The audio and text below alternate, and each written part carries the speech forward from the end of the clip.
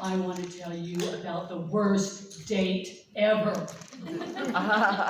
4 decades ago, I was a student in Utah Valley, and there was a guy named Carl there. It's got the sweet on. And the thing I liked is that he asked me out to a date to the Timpanogos Cave in American Fork. Now, see, I've always wanted to date this guy because he always had these adventures he was telling about. And so we met at the top of the cave, and he says, now, don't tell anybody, but I have access to a different route than the tourists take, and we get to go and see a different part of the cave. I was all the more excited. And so as the tour group went into the cave, they went left, and we went right. He says, do not turn on your flashlight yet. We continued down the path, the lights started getting dimmer and dimmer as we walked away from the entrance of the cave. And then we saw some restricted tape, do not pass tape on an opening, a cave opening. I says, are you sure we have permission? We do. We went through the tape. He says, keep going, don't turn on your flashlight yet. Finally, okay. When we turned on the flashlights and we showed the beams high up into the cavern, what we saw was amazing.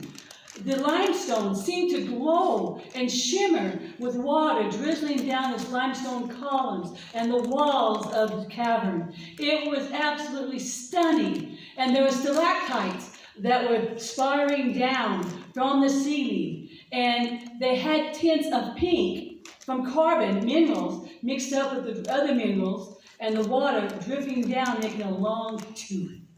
And then from the bottom on the ground level of the chamber was stalagmites that were rising as the water would drizzle on the minerals and would continue to grow. And there were multiple teeth distributed about the chamber. And the walls curved and turned, and some of them spiraled down deep into pits as the water continued to drizzle down into the chamber. It was absolutely beautiful. Glad you came. I am. You know, so that you're kind of cute, but I will mention that.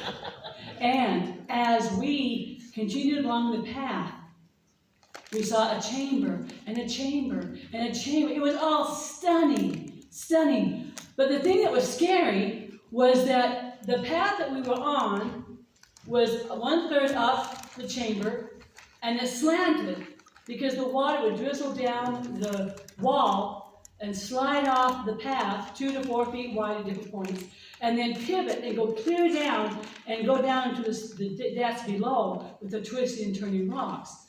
And it was scary because sometimes the width would be narrow and sometimes the width would be 4 feet, and you're kind of tilting toward the edge of the path.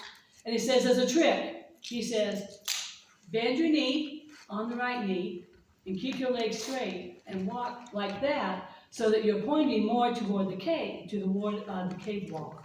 Now, I wanted to touch the wall to kind of give myself additional support, but I couldn't because I knew that human touch would interfere with the ecosystem of the cave. So we were kind of wobbling down the path, and it was slippery because of the water and the minerals drizzling down, and the water would splash on our shoes, and I kept sliding. I'm thinking, idiot, why would you wear tennis shoes in a cave? You should be wearing boots. What an idiot. And then I also thought as we went from path to path, Carl, did he even know how dangerous this is? I mean, the edges of that path and slanting and dropping off into the pits below. And we continued and went to Bisab. I didn't want to complain. I wanted to make an impression. And as we continued from cavern to cavern to cavern, as we continued down the path, there was a tunnel. Now, the first part of the tunnel was pretty big. So we went walking through the tunnel, and then it began to narrow and tighten around us.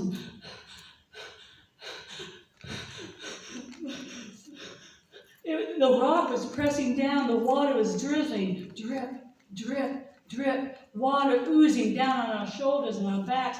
It was only normally 45 degrees in the cave, and with a jacket that's fine, but when you have cold water, shivering water, slither down your back and sides, you're more than cold, you're sort of freeze. And as the cave narrowed, and narrowed. Carl called, Melva! Melva! He had to grab my arm and pull me through the rest of the tunnel. And only on the other side did I realize I have claustrophobia. And we're here in the middle of a mountain, in a cave, with perilous conditions, and all I need to do is panic. It's okay, Melvin. Carl tries to assure me. I'm making a great impression right now. As we continue along the path, we come to a cavern, and there's a whole bunch of black splotches up along the ceiling and the walls. And as we do our flashlight up high, we learn the bats.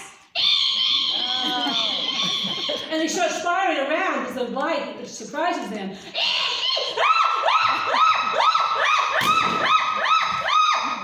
We were both panicking as the bats kept hitting us, and we kept. Let's just say neither of us were calm at the moment. We finally are still hitting at the bats and realize that there's no more bats. And I mean, one turmoil after another. I'm not having fun anymore. As we calm down, I notice that the room is a lot dimmer. Carl admits my flashlight fell, rolled off the path, it's down in the pit below. Great. I reach down to the dark shadow of the pit, and I see that my own flashlight is on the edge, about to tip over into the pits of below. And I reach down to grab it. It's a bat! I got so excited, he did too. So we're both like, it's definitely not square dancing. As we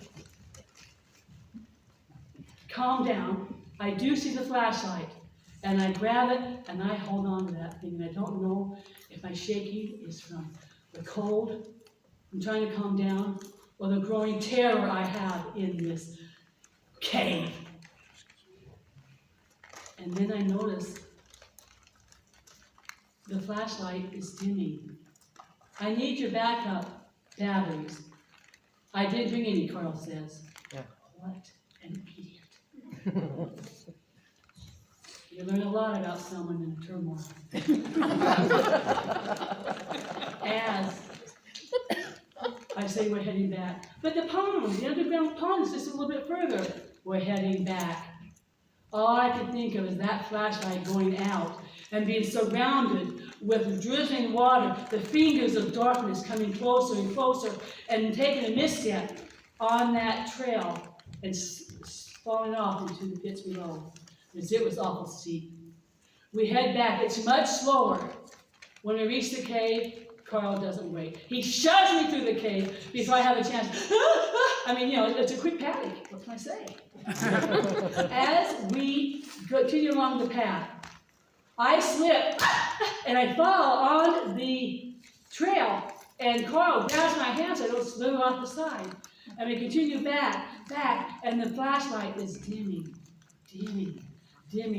And I tell you, I'm so hyperventilating, not because of claustrophobia, but just the darkness coming closer and pressing around us. And 15 yards away, we hear voices. We must be near the entrance, Carl says. And then, he falls. I jump, and then Carl! And thump, thump, thump, thump. Carl?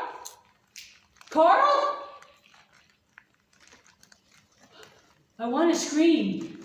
And believe me, I have a high-pitched voice. It can shatter crystal.